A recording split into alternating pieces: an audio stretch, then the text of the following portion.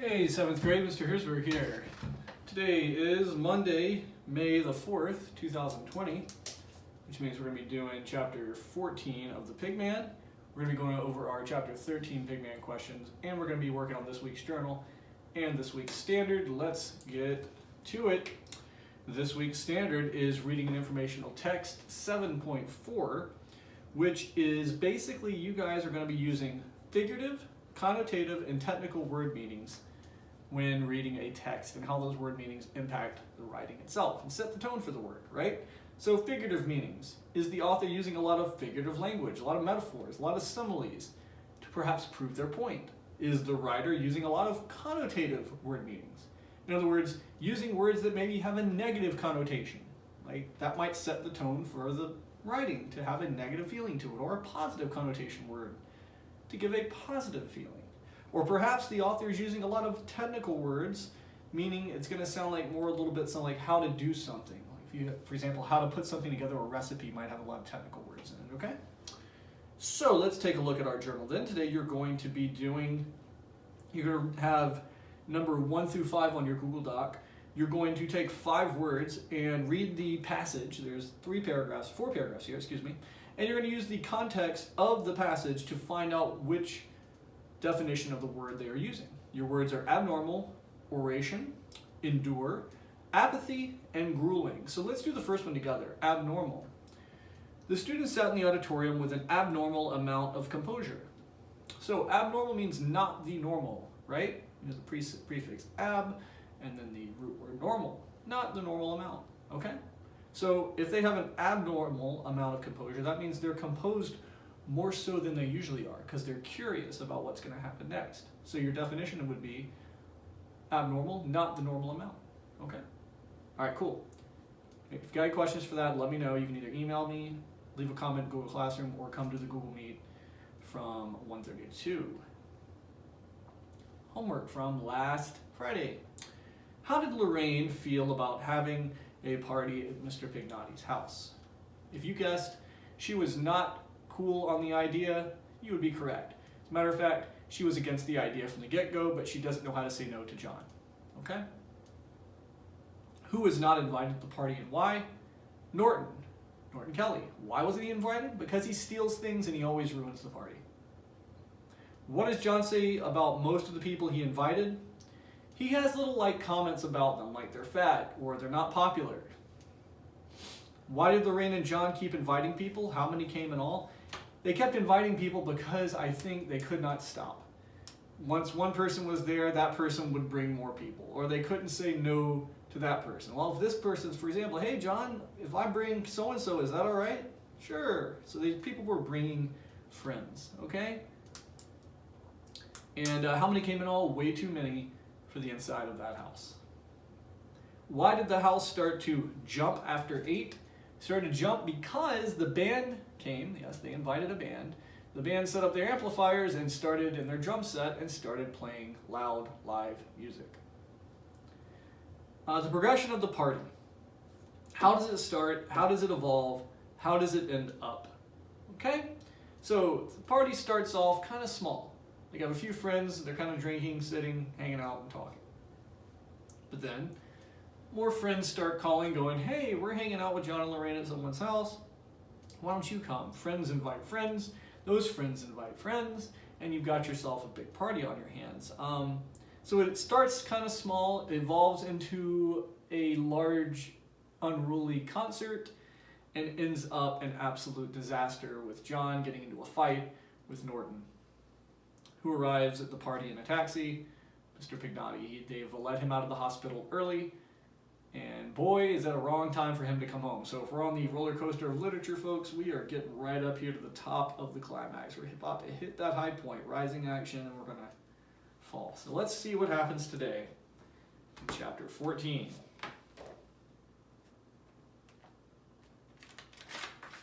Okay, here we go. A cop with a beer belly helped me get John into the cop car. Roller skates on and all. 2 nuns were walking on the other side of the street, and they watched us so closely, one of them fell over the ice almost. You're just lucky that old guy ain't gonna press charges, the cop said, practically slamming the door on John's foot. and then getting in the driver's seat. I tried to get John to come alive, but he was motionless in the back seat to me. The police pulled up just as I was getting him off the floor, and everyone else had gotten away. "All right, get up. Let's go," the other policeman said, coming out of the house and getting into the front. He was so much taller and thinner than the other one that the two of them actually together looked incongruous. Is Mr. Vignati all right, officer?" I asked. The last of us we'd seen of him, he was climbing down the stairs with one of Conchetta's dresses over his arm, the one Helen Kaczynski had ripped, and I just didn't know what to say to him. "Could you just please let me see him a minute?" "No, he's upstairs." "Is he all right, officer?" "He's crying if you want to know, okay? The old guy's crying. Is that what you kids wanted?" I sank back in the seat and started to tremble. It was cold, and I didn't have a coat, but I was shaking. Wasn't shaking just because of that. I tried to pinch John to see if he'd come out of it, but it was no use. "John, wake up!" "Hey, don't even bother, young lady. He's out for the night," said the fat cop, adjusting his hat. "I want to see what kind of parents you kids have," the skinny cop said, lighting a cigarette and blowing the smoke into the back seat. "Do they know you go over to that old man's house, huh? We've seen you hanging around there before. What business you have over there?" I looked at John, crumpled and twisted in the corner, the roller skates pointing in every which way. I couldn't find his shoes or my clothes, and somehow the laces of his skates are knotted and frozen, so I couldn't untie them anyway. The thought of my mom seeing me in the ruffled dress terrified me, and I hated John at that moment for having got me into this whole mess. I hated him even more for being drunk when I needed him most. "Is this where you live?" "Yes, please." "You kids always get your kicks playing jokes and picking on old people like that?" "Please just let us go, sir. I promise we won't do anything like this again. We won't go over to that house anymore, I promise." I was astonished at myself because I was beginning to beg. "Let's just talk to your family a minute," the skinny cop said. Opening his door, I burst into tears as the cold air rushed into the car. "Not 1 cent for tribute, huh?" Suddenly John mumbled, leaning forward and laughing and then falling back and unable to hold his head up. He was hopelessly drunk, and I slammed the door of the cop car. The policeman took me up the steps. "You know my mother's going to beat me, officer." "You should have thought about that a little earlier, young lady." He rang the doorbell. I knew it would take a minute when she peered out one of the front windows, realizing who it was, and then put on a bathrobe. When I heard her footsteps coming, my heart seemed to be beating in time with them until the door opened. "Where are your clothes at, Lorraine?" was the first thing she said to me, standing in the shadow of the doorway looking at the policeman. Her hair was down, pulled the blue robe tied around her. "Is this your daughter, ma'am?" "What's the matter, officer?" "Well, she and a few of her friends over there had too much to drink tonight at some old man's house on Howard Avenue. They almost wrecked his place." I couldn't even look at her. As soon as my eyes went down, she knew I was guilty. "Where are your clothes, Lorraine?" she repeated slowly, reaching her hands out for my shoulders. She pulled me close to her. "Look at me, Lorraine. Where are your clothes?" Her eyes buried into me. "What are you doing in this dress?" I opened my mouth and tried to get the words out, but I couldn't speak. Tears began coming down my cheeks. She raised her hand and slapped me. "No, please, mother," I screamed, and even the cop jumped and looked sorry he had brought me to this house. "Get inside this house now," she said, and her voice switched from the hysterical to the commanding, like I'd often used to hear when she was working as a nurse. She always had the ability to deal with the doctors and the cops as if she were forced to. I just had enough time to get out of the dress, wash the makeup off my face, put on a pair of pajamas before I heard the front door slam, which I knew was for my benefit. A moment later, she was in my doorway looking at me, with an expression on her face somewhere between disbelief and absolute disgust. "I swear, Mom, I didn't do anything wrong," I said slowly, unsure of what her move would be next. I wanted to scream the thoughts that were flashing through my mind at her. I wanted to tell her how she didn't know anything about me, how she hadn't even noticed that I happened to be a human being myself, and that I wasn't still the little girl that waved from the window when she stood at the bus stop. "Look at me," I wanted to yell at her. "Can't you see I'm grown up now? I've got to have friends. I'm a woman, for God's sakes. That I want to have friends, and that I need other people in this world besides you." She came toward me. I backed away until I was in the corner. Then she raised her arm and slapped me once more across the face. She tried to hit me again, but my arm went up, and I blocked her. You lied to me! I swear I didn't mean to.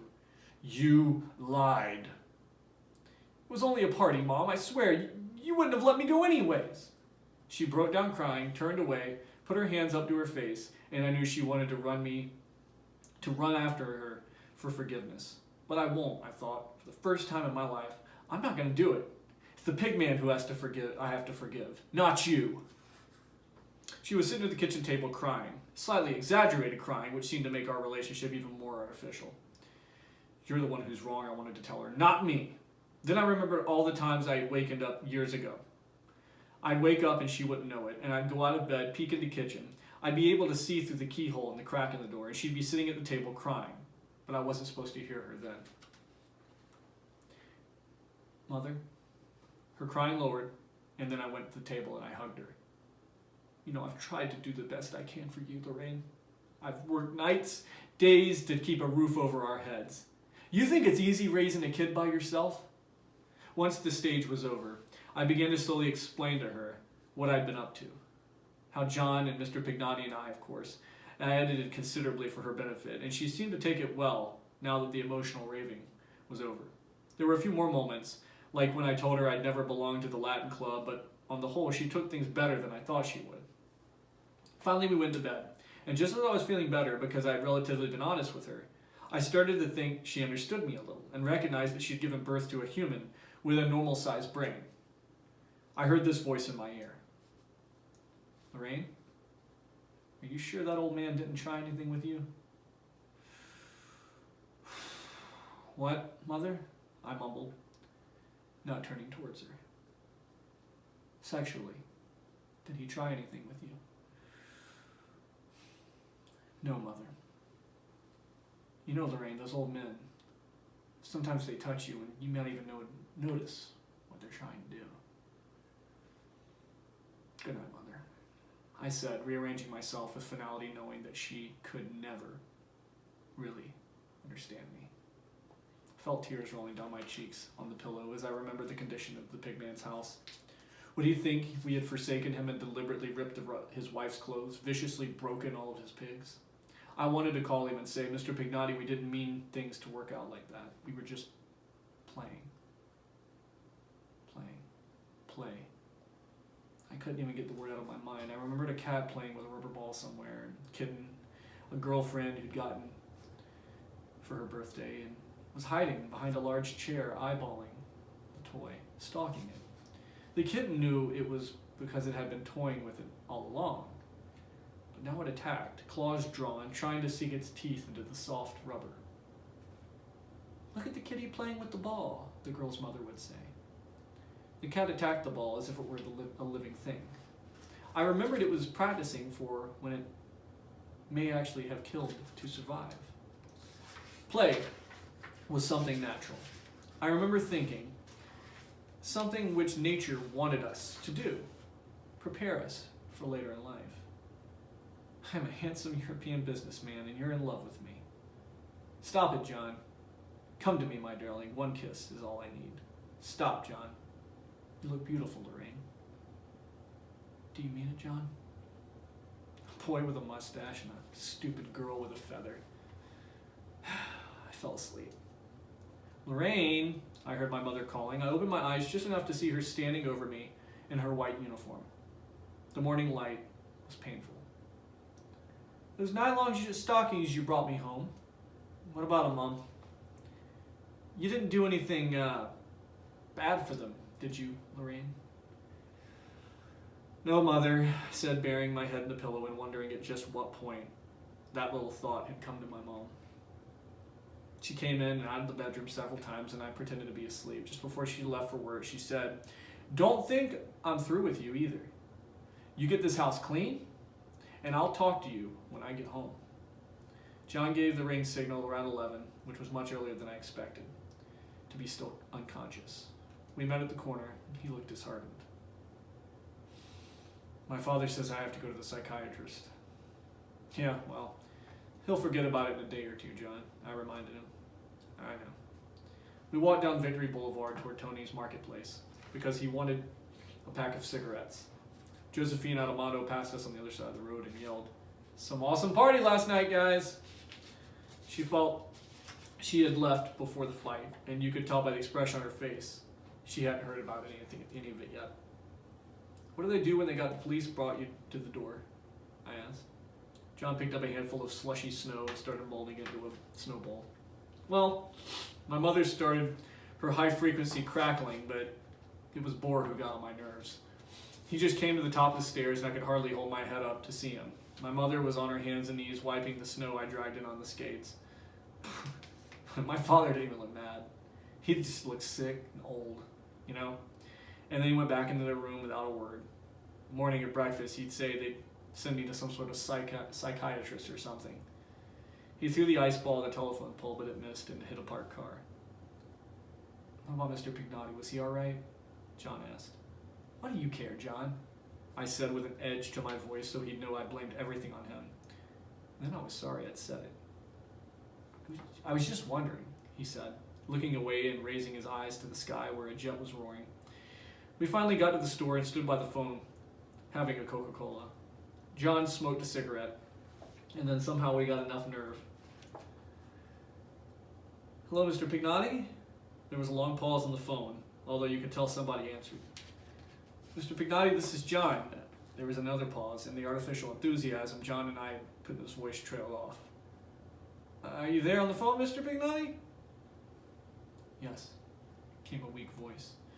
Well, Lorraine and I, we wanted to call and apologize for having that party last night. We just invited 2 people, but those others stopped by, and before you knew it, things got really out of hand, and Lorraine and I will pay for anything that was broken. I gasped audibly. John started again. Are you still there, sir? Yes. Would you let Lorraine and I come over and clean up your place? No. It's all right. Mr. Vignati, we feel awful, I said to the phone, and then handed it to John. I felt like I was on the verge of crying, thinking of the broken pigs. Mr. Pignati, we'd feel better if... I cleaned most of it up anyways, he said. Mr. Pignati, are you there? There was another pause. Yes. Lorraine and I want to know if you'd like to go to the zoo this afternoon. We thought maybe we could meet you around 1, near the entrance, you know, right by the sea lions. We could even go feed Bobo, John said. Have you been down to see him lately? No. He must miss you, Mr. Pignati. No kidding. The way you used to feed him every day? What do you say? Why don't we go do it? As we waited for an answer, all I could think of was Conchetta's ripped dress, the one Helen Kaczynski demolished. It must have been a shock to come home from the hospital and find something out like that. All right, Mr. Pignati said. We got to the zoo around 12, and I didn't even think the Pigman was going to show. I really didn't. We sat on the same bench as we sat last time, one near the front gate entrance. I had my Ben Franklin glasses on, and it wasn't even sunny out, but I figured they looked good because I wouldn't want to look into anyone's eyes right now.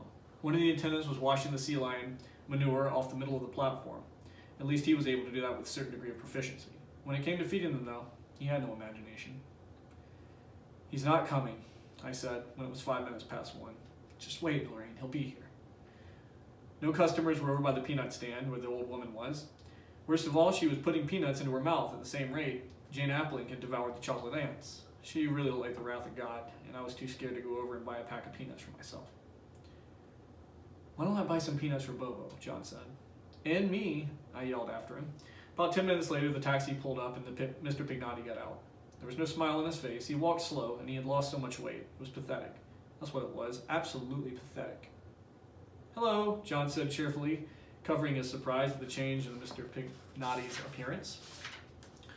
Hello, Mr. Pignati said. No, hello, Mr. Pignati said, forcing a smile. You could tell he was glad to see us, but I knew he was sick. He certainly had forgiven us for anything we'd done over the house and or he wouldn't have come. So I figured he was just weak from maybe the heart attack in the hospital. Naturally, we decided to take a train out to the monkey house. I bought some peanuts for Bobo, John said, proudly waving the bags. I have some money, Mr. Pignati said, reaching a hand in his pocket. No, I got it, Mr. Pignati, John said, giving the other bill to the man with the tickets. We squeezed in the last car the same blonde boy was driving. There was a quiet wind and wound up to see the snow melting. and it made the frilly canopy of the car snap loudly. We didn't say anything more. Mr. Pignotti wedged right between us. We rolled along the bleak pathways of the zoo. We went by the bald eagles, the deer, the goats, the lions, and even some hyena. They all seemed to be frozen, giant stuffed animals unable to move. Then came the tigers and the bears and the hippos, and we're inside for the season, and the 8-ton bull elephant was all part of which we could see being the long trunk protruding from the doorway. Even the alligator pond had been drained. Bobo will be glad to see you, Mr. Vignati. Nobody answered. We pulled the buzzer for the guy to stop the contraption in the primate house, and John helped Mr. Pignotti get off the train. Easy now, Mr. Pignotti. Thank you. The pigman smiled, and you could tell he was anxious to see Bobo. Bobo's going to be so happy to see you, I said, trying for another smile. All outside portion of the monkey house was closed, so we went inside, and it was obvious that even in the winter, those apes desperately needed deodorant. Even Limburger cheese spray would have been an improvement. So we started walking down the chamber with all the cages on both sides. The attendants were hosing out the gorilla cage as some woman holding a 2-year-old baby. I stopped and watched the man at the cage, while Mr. Pignotti and John went to the next one, which was Bobo's. Right away I noticed something was wrong because the two of them started getting nervous and looking all around the place. Mr. Pignotti went up to the rail and started calling, Bobo? Bobo? The man cleaned the gorilla cage, shut off the water, and started to roll up the hose when he heard Mr. Pignotti calling. I moved and could tell the cage was completely empty. But I thought they had just moved the baboon maybe to some other part of the zoo. I knew he wasn't on the outside part because it was too cold. Bobo? Oh, hi, sir. Bobo died last week, the attendant said, still rolling up the hose. The baboon? John asked. Yeah, can't say I feel particularly sorry about it because that baboon had the nastiest disposition of all the other primates around here. The attendant wiped his nose on his sleeve, continued rolling up the hose. Yep, we did an autopsy on him and everything. Looked like he had pneumonia. Mr. Pignotti kept staring in the cage, and we stood motionless for what seemed like an eternity. Mr. Pignotti? John said softly. We'd better leave. Bobo. I could see the blood vessels on the side of his face pulsing as he raised his right hand to his face. I was thankful I was in my sunglasses because I didn't want to see his eyes. I mean, I just didn't. Even John stood there not knowing what to do next. Had a woolly monkey down. Yeah, hey guys, also, you know I had a monkey down the other end died of pneumonia too, the attendant muttered almost to himself. As I started moving away and heading for the door, John went to Mr. Pignotti and just took his arm, trying to turn him away from the empty cage. I saw the pig man open his mouth, and then his hands started to shake. He went to grab hold for the railing, but let out a tiny cry almost like a puppy had been stepped on by mistake. I can still remember the sound that he made, and sometimes I wake up in the middle of the night with it in my ears. It was like a high-pitched scream, but it came from the deep insides of him. And before John or I had even known what happened, the pig man dropped to the ground. It seemed as if the monkeys knew something had happened because they all started making noise and pulling against the bars. I thought they were going to tear them out of their frames, and I wanted to put my hands to my ears to shut out the jungle that had surrounded us. Mr. Pignotti was dead. Wow. So I'm going to stop there. That's the end of chapter 14. Do the questions. Wow, big stuff happening there. Just shows you how much Mr. Pignotti was hanging on to Bobo to live. And even John and Lorraine making friends with them wasn't enough. And he was already weak from the heart attack. So now you know why they wrote this memorial epic. So let's see what happens in the last 2 chapters of the book, where the kids go, how they deal with this. And yeah, sad chapter. Let me know if you guys have any questions. I'll see you at the Google Meet from 1:30 to 2. Talk to you later.